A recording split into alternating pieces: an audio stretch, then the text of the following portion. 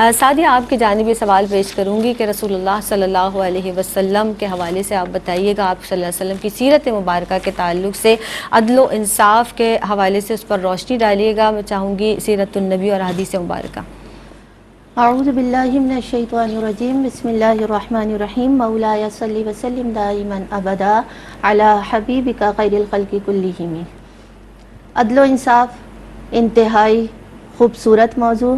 اور دین اسلام کا ایک نمایاں پہلو کہ جس پر اگر آج کے دور میں دیکھا جائے تو عمل بہت کم ہے اور بہت کم جگہوں پر وہ عمل ہو رہا ہے، اور اس کی ضرورت ہے۔ اس ٹاپک کو بھی ڈسکس کرنے کی ضرورت تھی اور ان امور کو بھی ڈسکس کرنے کی ضرورت تھی کہ ہمارے پیارے آقا صلی اللہ علیہ وآلہ وسلم کی سیرت مطہرہ ہم سے کیا تقاضا کرتی ہے۔ اگر آقا علیہ السلام کی سیرت مطہرہ کا مطالعہ کیا جائے تو ہمیں پتہ چلتا ہے کہ آقا علیہ السلام نے فرمایا سب سے خوبصورت حدیث مبارکہ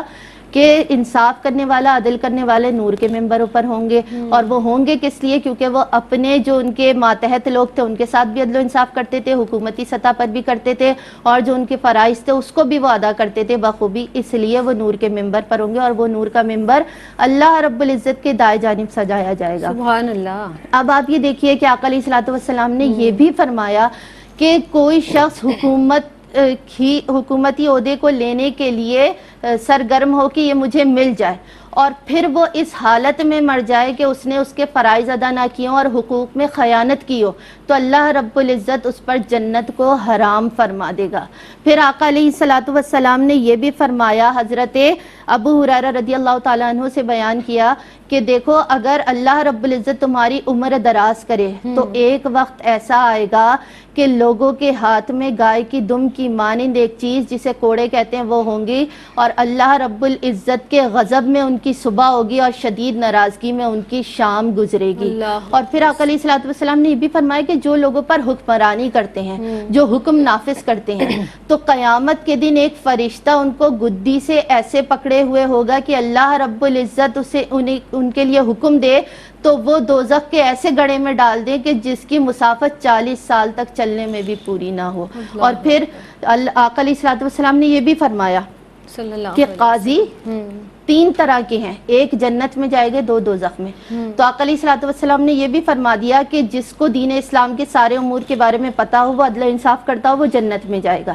ایک وہ ہے کہ جسے سب پتہ ہے لیکن وہ عدل و انصاف نہیں کرتا بلکہ اس میں کچھ نہ کچھ خیانت کر دیتا ہے، تو وہ بھی دوزخی ہے۔ اور تیسرا وہ ہے کہ وہ علم جاننا ہی نہیں چاہتا کہ میں اس پر فائز ہو گیا ہوں لیکن مجھے عدل و انصاف کرنا کیسے، تو وہ بھی دوزخی ہے۔ اور پھر آقا علیہ السلام کی سیرت مبارکہ میں اتنے خوبصورت واقعات ہیں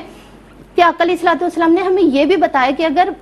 موقع کے حساب سے اگر کسی کے لیے زیادہ حصہ بھی جا رہا ہے تو وہ حکمرانوں، یعنی غزوہ حنین کے موقع پر کتنا مال غنیمت آیا، تو آقا علیہ السلام نے جو سربراہ مسلمان ہوئے تھے ان کے آنے کی وجہ سے ان میں زیادہ حصہ تقسیم کیا، تو ایک یہودی نے کہا، جو منافق تھا، اس نے اٹھ کر کہا کہ آقا علیہ السلام نے انصاف نہیں کیا۔ تو آقا علیہ السلام نے فرمایا کہ مجھ سے بڑا انصاف کرنے والا کون ہوگا، کیونکہ اس وقت وہ مصلحت تھی کہ ان کو مسلمان کیا تھا تو وہ دین اسلام میں شامل ہوئے تھے تو ان کو حصہ زیادہ گیا تھا۔ اور پھر اسی طرح ہمیں پتہ ہے کہ آقا علیہ السلام کے دور حکومت میں آقا علیہ السلام کے دور میں یہ بھی دیکھا گیا کہ وہ جو فاطمہ نامی عورت تھی کہ جس نے چوری کی تھی، اس کے ہاتھ کاٹنے کا حکم تھا، تو آقا علیہ السلام کی بارگاہ میں عرضی پیش کی گئی تھی کہ یہ اتنے بڑے خاندان کی ہے کہ اگر اس کے ہاتھ کاٹے جائیں گے تو شرمندگی کی بات ہے۔ تو آقا علیہ السلام نے فرمایا تم سے پہلی کی امتیں اس لیے تباہ و برباد ہو گئیں کہ ان میں حاکم کوئی غلطی کرتا تھا اسے سزا نہیں ملتی تھی، محکوم کوئی